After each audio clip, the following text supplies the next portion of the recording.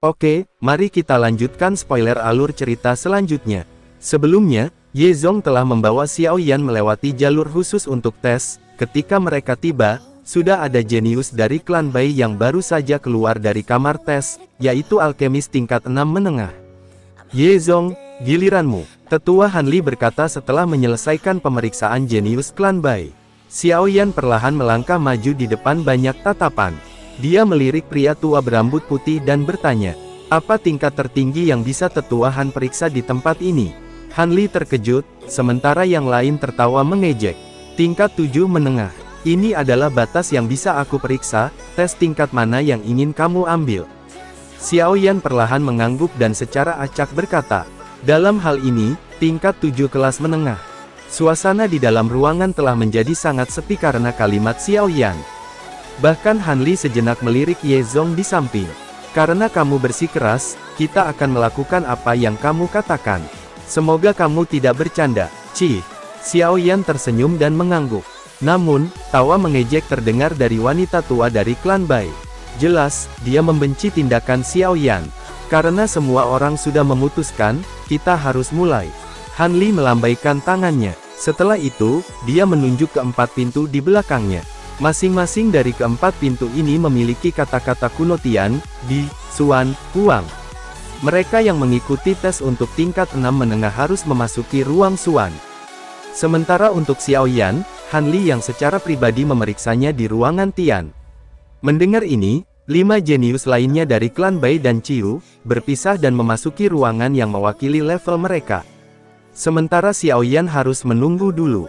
Ye Zong, orang-orang muda yang diajarkan klan Yemu hari ini benar-benar menjadi arogan.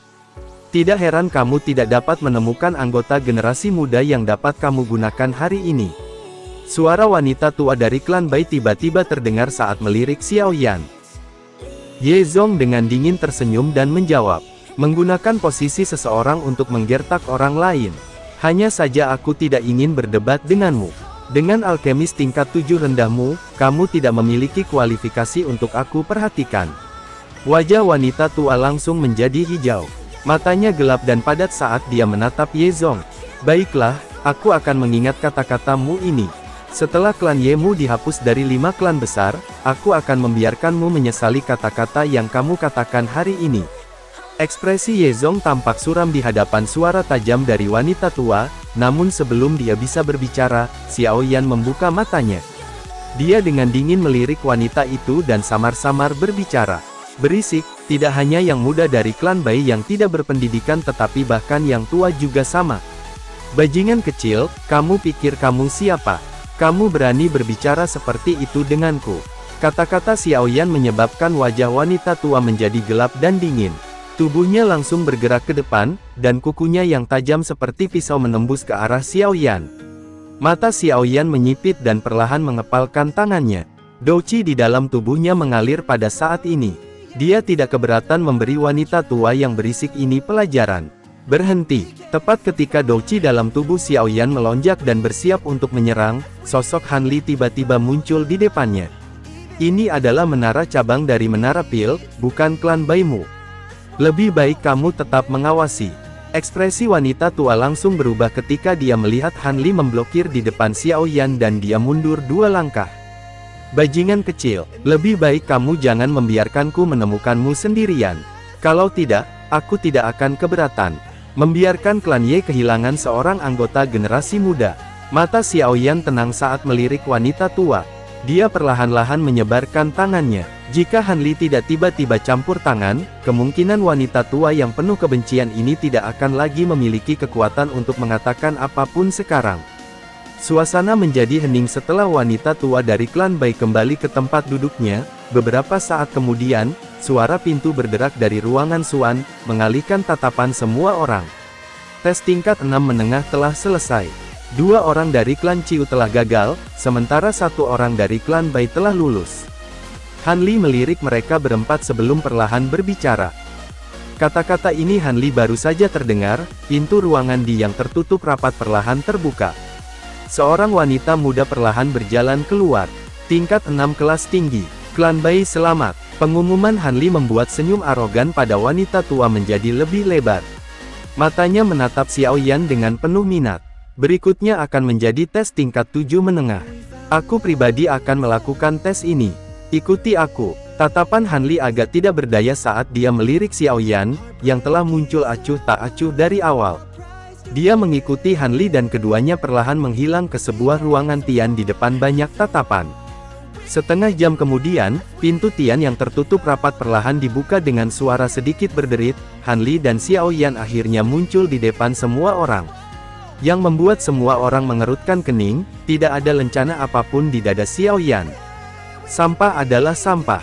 Tidak peduli bagaimana seseorang melompat, dia hanya akan menjadi badut. Klan Ye selesai. Tawa mengejek wanita tua dari klan Bai segera terdengar yang membuat Han Li mengerutkan kening.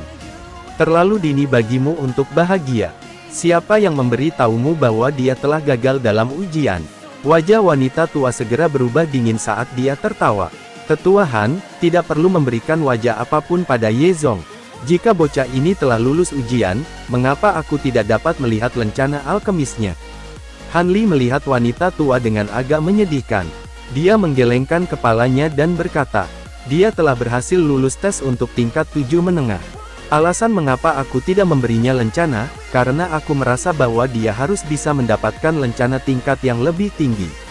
Oleh karena itu, aku berdebat tentang apakah aku harus membiarkannya menuju markas Menara Pil untuk mengikuti tes lain. Tetua Han, kita harus melupakan tentang masalah menuju ke markas untuk diuji. Xiao Yan tampaknya tidak menyaksikan wajah yang kaku saat dia berbicara. Han Li segera terkejut, dia hanya bisa menganggukkan kepalanya saat dia mengeluarkan lencana dan dengan sopan menyerahkannya pada Xiao Yan. Mata wanita tua dari klan Bai menjadi aneh saat dia melirik Xiao Yan. Rasa jijiknya sudah benar-benar hilang pada saat ini. Meskipun dia berada di tingkat 6 kelas atas, dia jelas mengerti apa jenis celah besar antara dia dan seorang alkemis tingkat 7. Tunggu, suara Xiao Yan tiba-tiba terdengar saat kelompok dari klan Bai akan meninggalkan ruangan. Apakah kamu berniat untuk melihatku keluar menyerangmu? Wanita tua tiba-tiba berkata. Kamu baru saja mengatakan bahwa aku sampahkan. Senyum tipis muncul di wajah Xiao Yan saat dia bertanya. Dia perlahan melangkah maju dan suara gemuruh petir muncul dan tubuhnya tiba-tiba menghilang. Wajah wanita tua berubah saat Xiao Yan tiba-tiba menghilang. Dia membalik lengan bajunya dan Douci yang megah melonjak keluar.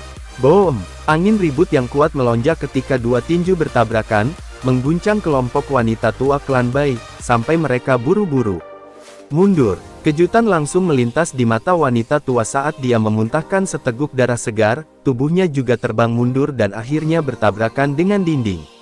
Pada saat yang sama, sosok Xiao Yan juga perlahan muncul di depannya. Matanya melirik acuh tak acuh saat dia berkata, kamu pikir kamu siapa? Kamu berani mengucapkan kata sampah di depanku. Semua orang di ruang pemeriksaan melihat wanita tua, yang bahkan tidak bisa bertahan untuk satu pertukaran melawan Xiao Yan. Keringat dingin muncul di dahi mereka.